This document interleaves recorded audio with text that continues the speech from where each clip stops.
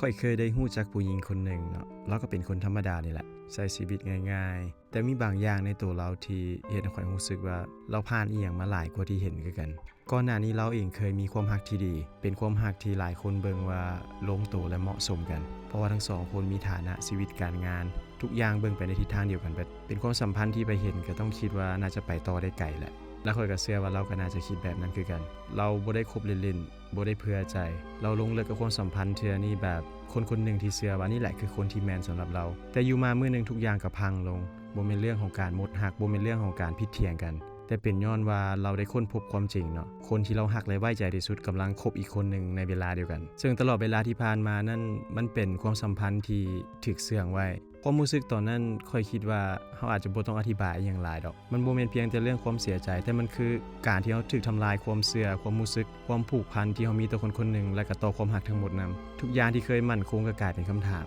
ทุกความทรงจำก็เริ่มถูกย้อนกลับมาถามแล้วก็มาคิดใหม่ว่าอันใดคือความจริงและอันใดคือสิ่งที่เฮาเชื่อไปเองสุดท้ายแล้วทั้งสองคนก็จบกันและหลังจากนั้นบ่โดนฝ่ายชายเองก็ได้แต่งงานกับคนที่เขาได้คบซ้อนมันไวเกินไปเนาะเท่าที่คนคนนึงจะตั้งหลักทันเวลาเจอสถานการณ์แบบนี้สำหรับบางคนอาจจะกลายเป็นบาดแผลที่บ่สามารถลืมได้ลงเลยแหละแต่สำหรับผู้หญิงคนนี้ค่อยว่าเราก็อาจจะพังหลายแหละพังในแบบที่คนคนนึงจะสามารถพังได้เราเสียใจเราให้เราตั้งคำถามกับตัวเองกับสิ่งที่ผ่านมาตลอดแต่สิ่งที่ค่อยได้เห็นเนาะบ่แม่นเพียงแต่ว่าเราอ่อนแอดอกค่อยเห็นตอนที่เราค่อยๆลุกขึ้นมาเราบ่ได้ฟ้าวลุกขึ้นมาแล้วก็บ่ได้พยายามที่จะแสดงว่าตัวเองเข้มแข็งแต่ว่าเราค่อยๆอยู่กับความเจ็บปวดนั้นอย่างซื่อสัตย์ยอมรับว่ามันเกิดขึ้นแล้วยอมรับว่ามันเจ็บปวดอีหลีแล้วเราก็ยอมรับว่าเราบ่สามารถย้อนเวลากลับไปแก้ไขหยังได้อีกแล้วหลังจากนั้นเราก็เริ่มกลับมาดูแลตัวเองบ่แม่นเพื่อพิสูจน์ให้ใครเห็นแต่เพื่อพาตัวเองกลับมาเป็นตัวเองอีกครั้งนึงเราเริ่มใช้เวลาอยู่กับตัวเองหลายขึ้นใส่ใจสุขภาพกลับมาเฮ็ดในสิ่งที่เราเคยอยากเฮ็ดแล้วก็ค่อยๆสร้างชีวิตตัวเองขึ้นมาใหม่สิ่งที่ค่อยชื่นชมเราหลายที่สุดมันบ่แม่นการที่เราผ่านมาได้แต่มันคือวิธีที่เราเลือกที่จะผ่านเหตุการณ์แบบนี้มาต่างหากเราบ่ได้กลายเป็นคนที่ปิดใจบ่ได้กลายเป็นคนที่เบิ่งความรักในแง่ร้ายแต่เรากลายเป็นคนที่เข้าใจความรักหลายขึ้นเข้าใจได้เนาะว่าคนบางคนสามารถรักเฮา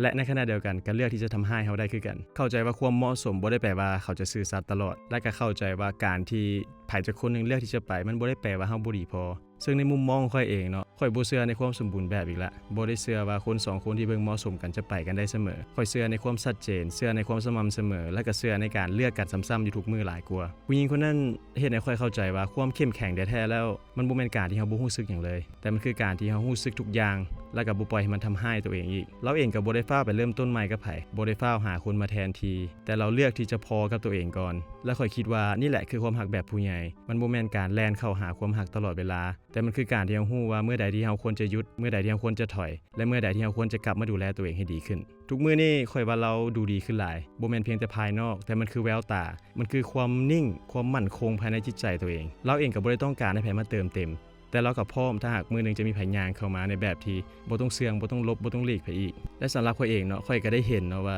ตัวอย่างของคนที่ผ่านความรักพังๆมานะแล้วเลือกวิธีที่จะผ่านพ้นมันมาได้แบบนี้ซึ่งข้อยนับถือเราอีหลี